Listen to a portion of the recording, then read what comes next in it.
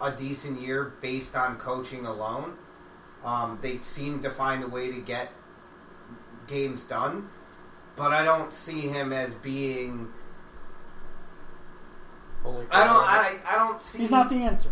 Right. No, it's not going to be what they're looking for. I feel like it's more of a Band-Aid till they find what they really want. Like, they're like, we'll take this for now, but this isn't what we're going for future-wise. It's just an available good option.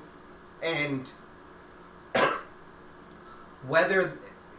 It's going to be a problem because I don't know if I don't see Kyler Murray being able to sustain that over the entire season. Like, there are going to be road bumps. Is that defense good enough to step up when it's needed to win games if the offense has a bad outing, has a bad fourth quarter? Like, I don't know that that's a possibility. So I don't see them getting to the playoffs. And I certainly, if they somehow, by just the cards falling right, I don't see them competing for a national title. And certainly not winning one. I do just want to say, I'm not positive if this is correct, but I'm pretty sure as a starter he's never lost. I think he's undefeated as a starting quarterback. Great. But he hasn't played as much either, though. I mean, that's awesome. Every boxer's undefeated until they get knocked the fuck out. I mean, that's not necessarily true. You could lose by decision. That's, yeah, I guess, but, like... That was also all with Alabama, too, so... Right? Yeah, like, yo, I haven't lost a game as a starter. Like, that's like me saying that while being on the bench at Alabama. Yeah, but it's not like he won one game against, like, the Citadel. You know who's also undefeated as a starter? The fucking punter from Alabama. That's not true. You don't know. What's his record? Do you know how long he's been with the team?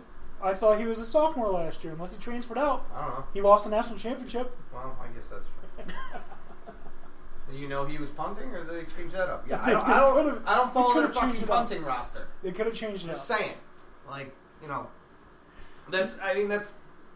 Yeah, but I don't. Step up your game, Tone. Step up your game. You know... Yeah, I know. I should be focusing more on punter statistics. My fault. No, the best special teamer in the country, we all know, is Rodrigo Blankenship, the kicker from Georgia. It's just because he has that name. And it's fantastic. His thick glasses. Yeah. Major League. Yeah. Fucking great. They should play Wild Thing music every time he comes onto the field.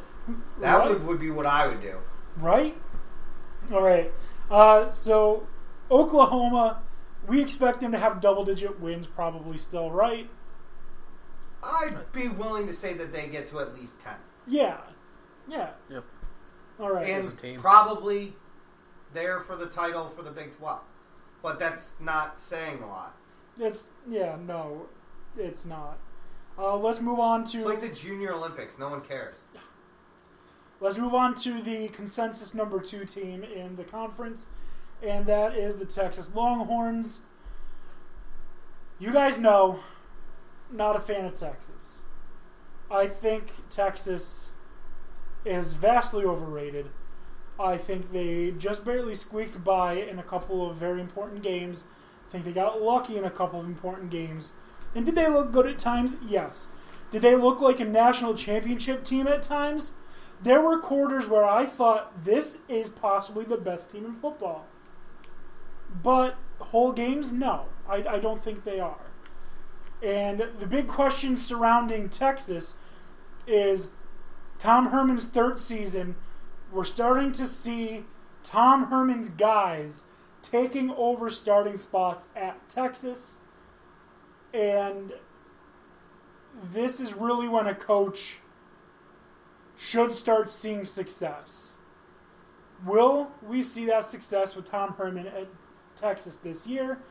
Don't forget, they do have Sam Ehlinger, and a lot of people think that he is great. I think he's an average quarterback. So Texas, still not sold. Prove me wrong. What do you guys think?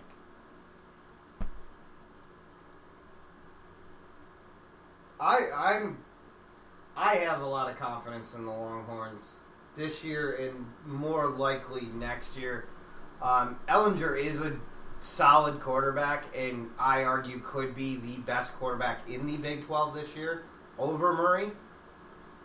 Or, not fucking Murray. Hurts. Hurts. But that depends on whether or not he can stop getting fucking hit all the time. Because he takes way too many fucking hits for a quarterback. And it's going to be even worse now without quite possibly the best name in Big 12 history. The running back from Texas Longhorns last year, Lil Jordan Humphrey. His name was Lil Jordan. Now, that being said, a lot of my faith is based on Herman. Herman, if you look at statistically, he's big in big games. And when the spotlight's on him, he delivers a game that is, at the very least, going to be a one-score game. And whether or not his team comes out, that to me indicates that's good game planning on the head coach's behalf. The biggest question mark to me on Texas is what's the biggest question mark in the Big 12? Defense. They lost a shitload of people on defense. And they already weren't that good to begin. Right, but that's going to be the question. Because Herman is a defensive coach to begin with. So he is going to be... This is going to be determining, because that could be, to me, that's the factor in the Big 12. If Herman has his kids, and his kids are ready to go, and they play defense in the Big 12, with Ellinger, Big 12 could be in trouble. If they actually play Herman-style defense with his game planning, and Sam can live up to do just enough to be what he's been doing, that could be a problem for the rest of the Big 12. We have seen Texas in the past get some really good defensive players. Brian Arakpo, the Huffs. Mm-hmm. So we've seen... And his focus was a lot of bringing kids in from Texas, which is what Texas was lacking for a very long time. They couldn't get the big talent in Texas, and that's where Herman focused his team on.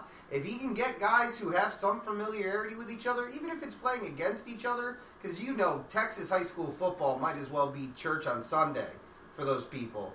So, he has the potential to have a very good team. What that will translate to has yet to be seen, but watching him as a coach, not only at Ohio State, but what he's been able to do to the Texas program to even bring them back to relevancy when they were on the brink of being forgotten, it seems like it's been trending in the right direction, and I wouldn't bet against them right now.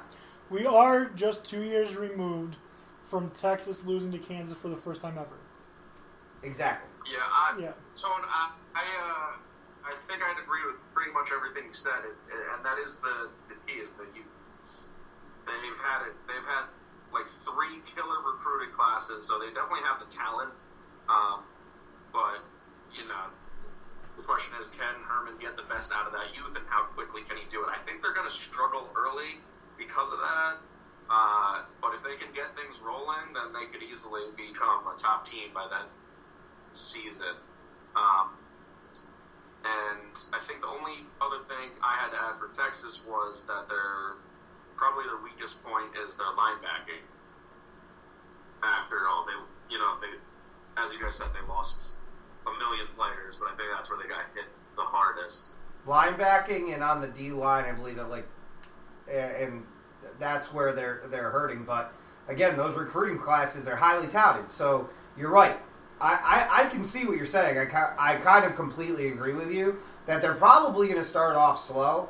I mean, a lot of teams do, but that's why they schedule cupcakes early. But even if Texas takes a little bit longer to go, even if they're not in playoff conversation, they could definitely cause some fucking problems for some people down the line, mainly Oklahoma and the Red River rivalry. Which, if you like seeing games that are close to 100 points, that's your game. That's one of the most entertaining games to watch all year. I don't give a crap where those teams are. It's like Florida and Florida State. They can be dog shit, but against each other, it's going to be entertaining. I love the fucking rivalry games. I don't care. Like you just said, I don't care like what the records are. Florida, Florida State, Georgia, South Carolina, Arizona, Arizona State, Oregon, Oregon State. They're all fucking fun to watch because they hate each other. Michigan, Ohio State, they hate each other. And when you have that hate, you're not trying to win the game. You're trying to embarrass the other team. Well, yeah, but it can be even lesser teams. Like Wisconsin, Minnesota is always a good game. Paul Bunyan's axe is my favorite fucking trophy. I mean, there's a lot of Oregon State's always a good game. Like Always. Again, Iowa State, which we will get to and mention, that's always a great game. Like there are Always. games that if the rivalry has enough heat to it, you're in for a good game. There's also ones that like you wouldn't think. Like Boston College Syracuse is typically a good game. Usually is. And it's just because of the fact that they just don't like each other, and at the end of the day, you can lose every game. You tell any kid at any school, they'll gladly say that they would rather lose every game and beat their rival than to win every other game and lose to them. Absolutely. 100%. Do you know what's turning out to be quite a good rivalry? Syracuse-Clemson. It really is. It's turning into a good... they have been good games, yes. Pump the brakes on rivalry just yet. They're not in their weight class at this moment. Do they have to be? Georgia, South Carolina are No, in not the to weight make class. not to make it a good game, but to call it a rivalry is a bit bold. I said it's turning into. Yeah, I would A good let that rivalry. marinate a little bit longer. My favorite rivalry they need to bring back full-time every year is Penn State-Pitt. I think that those are always good games. I've always enjoyed them, and they've been very good games. Michigan-Notre Dame. That game should be played every year. Every year. South Carolina-Clemson's a good one, too. Yeah. Yeah. Yep. Historically, it was better years And ago. I mean, if their teams are good, I mean, UCLA Cal is a good game, but their teams have been shit. Notre Dame against Stanford is usually a good game, except for when Stanford's trash. Yeah, which unfortunately happens quite a bit. But That was exactly my argument last year with Notre Dame, though. Notre Dame, like, they have this great schedule, like, on paper, but it's like, we played UCLA, we played Stanford. I was like, dog shit. Like, I don't give a crap about your record against shitty teams. you beat. Just because you play marquee teams doesn't make them fucking good. Right. I mean, Power 5. This bias toward Power 5 teams is just absolutely, utterly ridiculous. Because you have to sit through the bullshit Power 5 teams. Like, I don't think you can sit here and tell me that Boise State, UCF, Western Michigan, back when they were undefeated, aren't as good as fucking North Carolina. No, I mean, you can make the argument, but I mean, that's a discussion for an entirely different time. Yeah. Let's get through this shit conference, please. I want this to be over. The next team is the one that I'm very high on, and that is the Iowa. I thought you don't condone drugs. No, it's one of those highs like where you spin real fast and you just lay on the grass and enjoy everything spinning. That sounds like drug use. That is not. That is spinning and enjoying the world spinning. Whatever. Who the fuck is it? Iowa State. I always like Iowa State. I don't know what it is about them. I've always enjoyed them. It seems like every year to me, and I don't know much about Iowa State. I have high hopes. I think that they will be in the top 4 of Big 12 teams. I think it's going to be Oklahoma, Texas, Iowa State, and most likely someone I didn't see coming. But It's gonna be like fucking Kansas State. right, but it's if I had an assumption, I'm going to say Baylor's coming back up. Baylor's trending in the right direction. same reason I don't like Kobe. Those are rapists. He's not there anymore. It doesn't matter. Once that stain's on you, it's going to take a while to wash off. Changed his number, sir. Oh, fuck off. I do think Iowa State's going to be there. It's probably not going to be somebody that I expect, but I always like Iowa State because to me, I don't have much more comment other than this. How many years does Iowa State have to be good before people start fucking recognizing this and giving them credit? Because it seems like every week they're overlooked, and then